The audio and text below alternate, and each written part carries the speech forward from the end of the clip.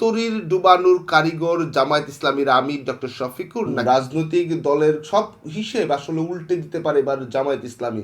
শেষে এসে তরি যেন ডুবে গেল এবং ঐতিহ্যগতভাবেই জামায়াত ইসলামীর সঙ্গে চরমোনাই পীরের এক ধরনের বড় দূরত্ব রয়েছে, যে বেশি ধর্মের ব্যবহার করে সেই ধরনের এক ধরনের প্রতিযোগিতা শুরু হয়। দায় মুক্তিও কিন্তু পেয়ে যেতে পারে চরমোনাই পীর। আওয়ামী লীগহীন মাঠে বিএনপির পাশাপাশি প্যারালাল ভাবে বড় দল হিসেবে জায়গা করে নিয়েছে জামায়াত ইসলামী। বেশি খোঁচাবেন না, খোঁচালে আমরাও কিন্তু খোঁচাখুচি শুরু করব। দেখতে পারেন, চাইলে এড়িয়েও যেতে পারেন, একান্তই আপনার বিষয়।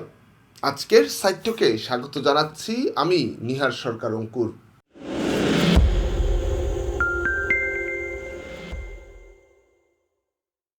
বাংলাদেশের রাজনীতিতে সবচেয়ে বড় যে রাজনৈতিক দুটি দল ছিল তার একটি বাংলাদেশ জাতীয়তাবাদী দল বিএনপি এবং অন্যটি বাংলাদেশ আওয়ামী লীগ।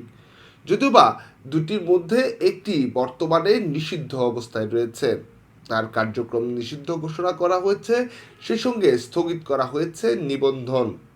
সেই দলটির নাম বাংলাদেশ আওয়ামী লীগ, যে কারণে এই মুহূর্তে বৃহৎ দলগুলোর মধ্যে রয়েছে একটি যার নাম বিএনপি। এবং এই সময়ে এসে বিএনপির পাশাপাশি আরও একটি দলকে বড় দল হিসেবে আমরা বলতে শুনতে শুরু করেছি এবং বলছি, আমরা রীতিমতো বলছি, সেই দলটির নাম জামায়াত ইসলামী। যদিও বা আওয়ামী লীগ থাকাকালীন সময়ে কেবলমাত্র বড় দল বলতে আমরা বুঝতাম আওয়ামী লীগ এবং বিএনপিকে। তবে এই সময়ে এসে, অভ্যুত্থান পরবর্তী সময়ে এসে আওয়ামী লীগহীন মাঠে বিএনপির পাশাপাশি প্যারালালভাবে বড় দল হিসেবে জায়গা করে নিয়েছে জামায়াত ইসলামী, যেটি নিয়ে বড় আলোচনা রয়েছে। তবে এই নিয়ে খোদ বিএনপির মহাসচিব মির্জা ফখরুল ইসলাম আলমগীর কিন্তু প্রশ্নই তুলে ফেললেন। বড় দল বলতে এই প্রশ্নটি কিন্তু করেছে মির্জা ফখরুল ইসলাম আলমগীর, যদিও বা এই তীরটি কিন্তু গিয়েছে জামায়াত ইসলামী দিকে। যাই হোক, আমরা সেই প্রসঙ্গে না যাই। অভ্যুত্থান পরবর্তী সময়ে দুটি দল খুবই প্রাসঙ্গিক এবং এক রকমের মুখোমুখি অবস্থান রয়েছে, যেহেতু বিএনপি এবং জামায়াত ইসলামী। তবে সবচেয়ে সারা বছর জুড়ে বাংলাদেশের রাজনীতিতে যে বড় মেরুকরণ থাকে ধর্মীয় রাজনীতি, এবং বাংলাদেশ মুসলিম সংখ্যাগুলো গরিষ্ঠতা যেহেতু দেশ, এবং মুসলিম ধর্মাবলম্বী এবং ইসলাম ধর্মাবলম্বী মানুষ যারা রয়েছে, মুসলমান যারা রয়েছেন, তাদের সংখ্যা কিন্তু বেশি, যে কারণে রাজনীতিতে ইসলামিক মেন্টালিটি এবং সেই ভোটটি বড় প্রভাব পড়ে, যে কারণে ধর্মীয় অনুভূতিটা খুবই গুরুত্বপূর্ণ বাংলাদেশের রাজনীতিতে। এবং সে কারণে নির্বাচন আসলেই ধর্মীয় ব্যবহারগুলো কিন্তু বেড়ে যায়। লক্ষ্য করবেন, নির্বাচনী প্রচারণার জায়গা থেকে শুরু করে বক্তব্য, ইস্তেহার, অঙ্গীকার এবং এই সব কিছু কিন্তু বেড়ে যায় নির্বাচন আসলে, কেননা ভোটারদের আকৃষ্ট করতে হবে। যদিও বা ধর্মপ্রাণ মুসলমান সহ ধর্মপ্রাণ প্রত্যেকে নিজ নিজ ধর্মের প্রতি আচার যেটি রয়েছে, নামাজ সহ বিভিন্ন রকমের যে নিয়ম কানুন রয়েছে, সেগুলো তারা পালন করতেই পারেন এবং করেন। তবে নির্বাচন আসলে সেটি ঝোঁক বেড়ে যায়। তবে বাংলাদেশের মানুষ ধর্মপ্রাণ এবং ধর্মপ্রাণ মুসলমান যারা রয়েছেন, তারা ধর্মীয় অনুভূতিটাকে খুব উপরে রাখেন এবং শ্রদ্ধার সহিত রাখেন। এবং এটি ঘিরে বাংলাদেশের এক ধরনের রাজনীতি রয়েছে, যে রাজনীতি ক্ষমতার রাজনীতি। সেই ক্ষমতার রাজনীতিতে কে বেশি ধর্মের ব্যবহার করে সেই ধরনের এক ধরনের প্রতিযোগিতাও শুরু হয়। কেবলমাত্র ইসলামিক দলগুলোর মধ্যে যে শুরু হয় তা কিন্তু না, বরং অপরাপর অন্য রাজনৈতিক দলগুলো যারা ক্ষমতা কেন্দ্রিক যাত্রা করতে চায়, তাদেরও এক ধরনের প্রতিযোগিতা আমরা লক্ষ্য করেছি এবং আপনারাও দেখেছেন। তবে অভ্যুত্থান পরবর্তী সময়ে ইসলামী আন্দোলন বাংলাদেশ, যেটিকে আমরা বলা যায় চরমোনাই পীরের ইসলামী আন্দোলন বাংলাদেশ, এই দুটি দল ইসলামী আন্দোলন এবং জামায়াত ইসলামী এক ধরনের মিল আমরা লক্ষ্য করেছিলাম। অভ্যুত্থান পরবর্তী সময় তারা এক ব্যালটে ইসলামিক যে ভোটগুলো সেগুলো জমা করতে চেয়েছিলেন এবং সেই জমা করবার জন্য নির্বাচনে জোটবদ্ধ হয়ে নির্বাচন করবার কথাও ছিল। তবে বিধিবাম ইতিহাস এবং ঐতিহ্যগতভাবেই জামায়াত ইসলামীর সঙ্গে চরমোনাই পীরের এক ধরনের বড় দূরত্ব রয়েছে, যে দূরত্ব ঐতিহাসিকভাবেই চলে আসছে। কারণ ইসলামী আন্দোলন বাংলাদেশে এক ধরনের তরিকা রয়েছে এবং জামায়াত ইসলামীর এক ধরনের পথ রয়েছে, যে দুইটি পথ আসলে ভিন্ন। ইসলামী আন্দোলন বাংলাদেশ ইসলামিক শাসনতন্ত্র প্রতিষ্ঠা করতে চায় এবং জামায়াত ইসলামীও শাসনতন্ত্র প্রতিষ্ঠা করতে চায়। তবে সেগুলোর জন্য যে প্রক্রিয়া, সেই পথে গিয়ে নয়, প্রয়োজনে কৌশল অবলম্বন করে রাষ্ট্র ক্ষমতায় সাধারণ রাজনীতির মধ্য দিয়ে তারা নির্বাচন করে সেই মসনদে, ক্ষমতার মসনদে বসতে চায়। তবে সেই ভাবনাগত জায়গা থেকে ইসলামী আন্দোলন বাংলাদেশের পথটা একটু ভিন্ন। তবে সেই ভিন্নতার মধ্যেও ইসলামী আন্দোলন বাংলাদেশ সারা দেশে এর আগেও বিগত সময়গুলোতে নির্বাচন করেছে। তবে দুটি রাজনৈতিক দলের কোনো ধরনের সম্পৃক্ততা হয়ে জোটবদ্ধ হয়ে নির্বাচন কিংবা জোটবদ্ধ থাকার কোনো নজির ছিল না। তবে অভ্যুত্থান পরবর্তী সময়ে নতুন পথে রাজনীতি পরিচালনার জন্য যে এক ব্যালটে সকল ইসলামিক ভোট আনার জন্য যে পীর সাহেব চরমনাই আহ্বান জানিয়েছিলেন এবং জামাতের আমির, তারা দুজনে মিলে এক ধরনের অন্যান্য অপরাপর ইসলামিক দলগুলোর সঙ্গে বৈঠক শুরু করেছিলেন। তবে সে সময় অনেকেই ভাবছিল ইসলামিক দলের এই ঐক্যটা কি আসলে থাকবে, এই প্রশ্নটা শুরু থেকেই হয়েছিল। এবং আমি ব্যক্তিগতভাবে যখন চরমনাই পীরের বর্তমানে ফয়জুল করিম এবং রেজাউল করিম তাদের যখন জামাত ইসলামী নিয়ে এক ধরনের বক্তব্যের জায়গা চলছিল, বিশেষ করে জামায়াতের ৭১ বিষয় নিয়ে যখন অভিযোগগুলো চলছিল, সেই বিষয়গুলো নিয়ে ইসলামিক ওলামায়ে কেরাম যারা রয়েছেন, ওলামায়ে কেরামরা যারা রয়েছেন, তাদের ভাবনায় জামায়াত ইসলামীর অবস্থান, অন্যদিকে হেফাজতে ইসলামের বাবুনগরীদের যে জায়গাগুলো, সেই জায়গাগুলোতে ইসলামকে কেন্দ্র করে যে জামায়াত ইসলামীর পথ, সেই পথ নিয়ে যখন প্রশ্ন, তো তখনও কিন্তু ফয়জুল করিম এবং রেজাউল করিম তারা দুই ভাই কিন্তু আসলে প্রশ্নটি তুলেছিলেন কোন পথে আসলে ইসলামিক দলগুলো জোটবদ্ধ হতে পারে, তখনও কি জামায়াত নিয়ে আসলে এক ধরনের ইসলামী যে বৈপরীত্য চরিত্র রয়েছে সেটি কি বহাল থাকবে কিনা। তবে সেটি বলেছিলেন আমরা জামায়াত জোট করবো কিনা জানি না, তবে ইসলামের একটি জোট করব। আমি নিজেই সেই ইন্টারভিউটি নিয়েছিলাম চরমনাই পীর সাহেবের ছোট ভাইয়ের, সেই ইন্টারভিউটি আমি নিয়েছিলাম এবং তিনি আমাকে বলেছিলেন আমরা জামাত ইসলামের সঙ্গে জোটবদ্ধ থাকবো কিনা জানি না, কিংবা জোট করবো কিনা জানি না, তবে ইসলামের কথা যারা বলে সেই দলগুলোর সঙ্গে আমরা একটি জোট করব, যে জোটটা হবে নির্বাচনের জন্য, ইসলামের শাসনতন্ত্র কায়েমের জন্য এবং গণমানুষের মুক্তির জন্য। তারা এই কথাটি কিন্তু আমাকে বলেছিলেন। তবে নির্বাচন যখন ঘনিয়ে আসছে তখন আমরা লক্ষ্য জামাতের সঙ্গে এক ধরনের জোটবদ্ধতা হয়েছে, 11 দলীয় জোট, সেই দলে ইসলামী আন্দোলন চরমনাই পীর তারা কিন্তু রয়েছিলেন। তবে শেষে এসে তরি যেন ডুবে গেল। সেই তরির ডুবানোর কারিগর জামায়াত ইসলামীর আমির ডক্টর শফিকুর নাকি চরমনাই পীর সাহেব, সেটি নিয়ে প্রশ্ন থাকতে পারে। তবে যেমনটি ধারণা করা হচ্ছিল কিংবা সামাজিক যোগাযোগ মাধ্যমে গুঞ্জন উঠেছিল, আসন ভাগাভাগি নিয়ে জামায়াত চরমনাইয়ের এক ধরনের মতানৈক্য, তাদের মতের অমিল ছিল, যে কারণে তারা আসলে একটি সিদ্ধান্তে পৌঁছাতে পারেনি, যে কারণে তাদের মধ্যে বিরোধ দেখা দিয়েছে। এবং ঐতিহাসিকভাবে এটি অনেকেই ভাবতে শুরু করেছিলেন জামায়াত ইসলামীর সঙ্গে ইসলামী আন্দোলনের জোট হওয়াটা অকল্পনীয় ছিল, এক প্রকারের অকল্পনীয় ছিল। এবং এই জোট যে থাকবে না এটি এক ধরনের বাস্তব ভাবি অনেকেই হয়তো ভাবতে শুরু করেছে, সে কেবলমাত্র সময়ের ব্যবধান ছিল। এবং যাহা রটে তাহা কিছু হলেও ঘটে, এবং যা ভাবা যায় তার কিছুটা বাস্তব প্রমাণ পাওয়া যায়। তা হয়তোবা চরমনাই পীর এবং ইসলামী আন্দোলন বাংলাদেশের সঙ্গে জামাত ইসলামী জোটের যে ফাটল, সেই ফাটলটা বেশি দিন অপেক্ষা করতে হয়নি, তার আগে কিন্তু আসলে তারা জামাত ইসলামী জোট থেকে সরে গেছে এবং এককভাবে নির্বাচনের অংশগ্রহণ করেছে। এখন আসেন এই ফাটলে আসলে লাভটা কার হলো? জামায়াত ইসলামী অপরাপর রাজনৈতিক দলগুলোর মধ্যে একটি বড় রাজনৈতিক দল এবং এই রাজনৈতিক দলটি একটি কৌশল ভিত্তিক রাজনৈতিক দল।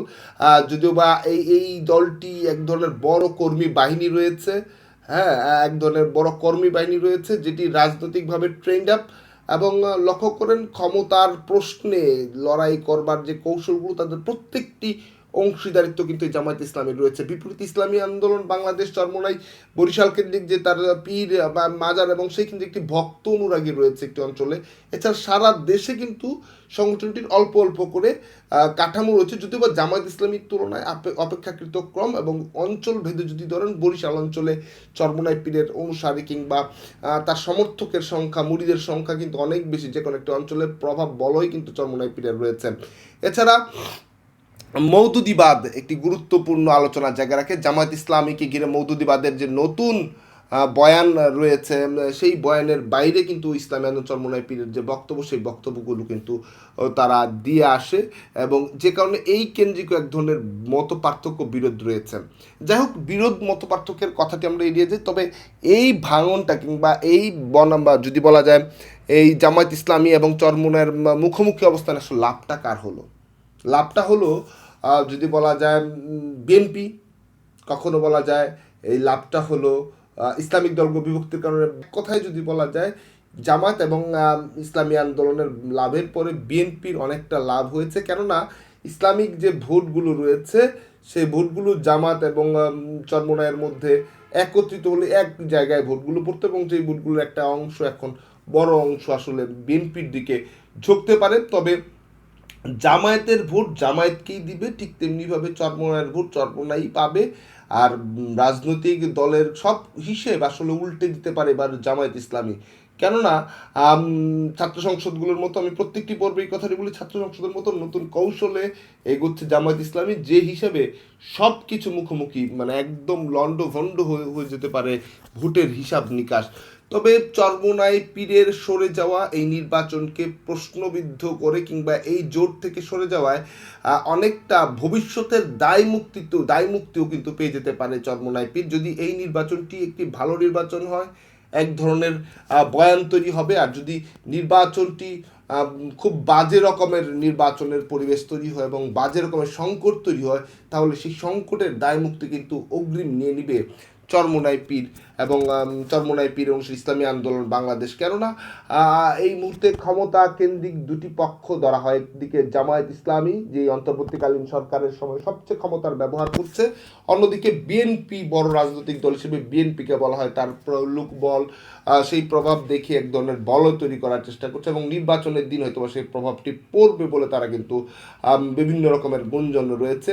তবে যে গুঞ্জনই থাকুক, ক্ষমতার এবং মাসুল পাওয়ারে কে গিয়ে থাকে সেটা তো নির্বাচনের দিন দেখা যাবে। হয়তো এই প্রদর্শনীয় হতে পারে, তবে সেই প্রদর্শনীর বাইরে সরে গিয়ে লাভটা আসলে ইসলামী আন্দোলনের রাজনীতি দীর্ঘ সময়ের জন্য সে তার পথ চলাটা মসৃণ করে ফেলেছে এই জোট থেকে বের হয়ে আসার কারণ। অন্যদিকে নাগরিক পার্টি কিন্তু জামায়াত ইসলামীর সঙ্গে জোটবদ্ধ হওয়ার কারণে এক ধরনের রাজনৈতিক যে ট্রাম্প কার্ড, এবং জামায়াত ইসলামী যেহেতু 1971 সালের একটি বিতর্কের জায়গা রয়েছে, একটি প্রশ্নের জায়গা রয়েছে, একটি কিন্তু রয়েছে। লক্ষ্য করবেন নির্বাচনী প্রচারণার সময় বিএনপি কিন্তু প্রায়ই খোঁচা দিয়ে জামায়াত ইসলামীকে বলে 71-এ কী করেছে আমরা জানি না, এই প্রশ্ন করে। আবার জামায়াত আমিরও কিন্তু বলেছে বেশি খোঁচাবেন না, খোঁচালে আমরাও কিন্তু খোঁচাখুচি শুরু করব, এই কথাগুলো বলেছেন। তার মানে এই মুখোমুখি অবস্থা এক ধরনের, এবং জামায়াতকে নিয়ে আলোচনা, এবং এনসিপি যখনই জামায়াতের সঙ্গে জোটবদ্ধ হয়েছে তখন এনসিপির যে প্রত্যাশা, এনসিপির প্রতি যে সম্ভাবনা তৈরি হয়েছিল, সাধারণ মানুষের এক ধরনের ভিন্ন জায়গা খুঁজতে চাচ্ছিল নতুন কিছু করার, তখনই এনসিপি যখন জামাতের জোটে গেল, তখন এনসিপি কিন্তু এক ধরনের বিরাগ ভাজন দৃশ্য কিন্তু আমরা দৃশ্যপটে লক্ষ্য করলাম। অভ্যন্তরীণ যেমন কোন্দল রয়েছে, নারী প্রার্থীরা সরে দাঁড়ালো, অন্যদিকে সামাজিক যোগাযোগের মধ্যে বিভিন্নভাবে সমাজে এক ধরনের বড় প্রভাব পড়তে শুরু করেছে, যে প্রভাবে এনসিপিও কিছুটা ক্ষতিগ্রস্ত হল। তবে জামাত এবং ইসলামী আন্দোলন এই দুই রাজনৈতিক দলের সরে যাওয়াতে চরমোনাই পীরের ইসলামী আন্দোলন বাংলাদেশ ঐতিহাসিকভাবে তার যে স্ট্যান্ড, সে স্ট্যান্ডে তার অবস্থান অপরিবর্তনীয় রেখেছে, একটু বিলম্ব হলেও।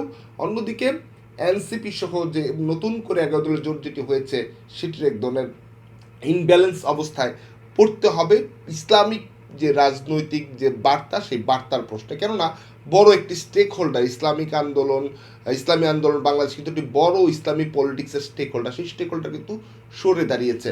এবং অন্যদিকে ভারত এবং আওয়ামী লীগের যে ন্যারেটিভ, সেই ন্যারেটিভ কিন্তু অনেকটা সহজ হয়ে যাবে জামায়াত এবং এনসিপিকে কেন্দ্র করে।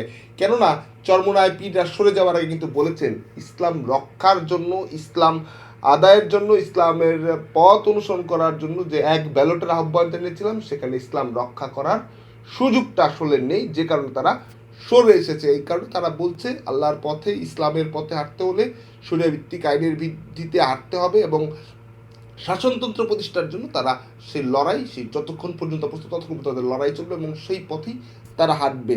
যেখানে জামায়াতে ইসলামকে এক ধরনের খারিজ করে দিয়ে আলাদাভাবে তার যে পথ, ইসলামের পথ, সেই পথটি নতুন করে কিন্তু বার্তা দেওয়ার চেষ্টা করেছে, যেখানে এই সুযোগটি নিবে আওয়ামী লীগ এবং ভারত। যদি বলা যায় জামায়াতকে প্রশ্ন ছোড়ার জন্য যতগুলো জায়গা, ইসলামী আন্দোলন বাংলাদেশ যেহেতু ইসলামিক রাজনীতি এবং ধর্মভিত্তিক রাজনৈতিক ভাবনার জায়গা লালন করে, এবং তার সরে আসার পরপরই কিন্তু হেফাজত ইসলামের পক্ষ থেকে এক ধরনের সমর্থন তাকে দিয়েছেন। তবে মামুনুল হক কিন্তু তিনি রয়ে গেছেন জামায়াত ইসলামীর জোটে নির্বাচনী প্রশ্নে। তবে এই জোটে সবচেয়ে বেশি লাভ হলো ইসলামী আন্দোলন বাংলাদেশের।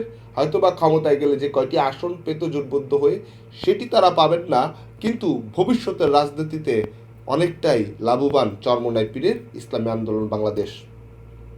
ভালো থাকবেন, সুস্থ থাকবেন, দেখা হবে নতুন পর্বে নতুন কোনো বিষয় নিয়ে।